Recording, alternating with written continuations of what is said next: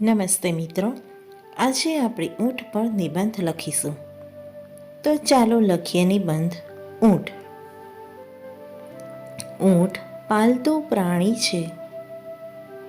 ઊંટને 4 પગ, 2 આંખ, 2 કાન અને એક ટૂંકી પૂંછડી હોય છે.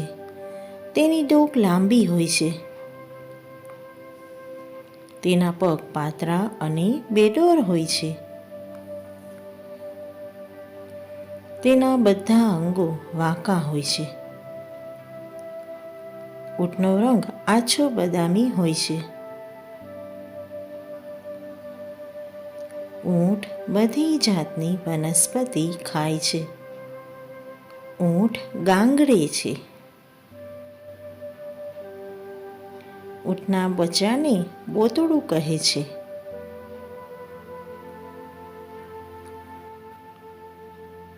ઊંટ સવારી માટે અને માલ સામાન લઈ જવા માટે ઉપયોગી છે. ઊંટ લાંબો સમય પાણી વિના રહી શકે છે. તેના પગના તળિયે ગાદી હોય છે. તે રેતીમાં પણ ઝડપથી ચાલી શકે છે. રણમાં મુસાફરી કરવા માટે ઊંટ ખૂબ ઉપયોગી છે. આથી ઊંટને રણનું જહાજ કહે છે.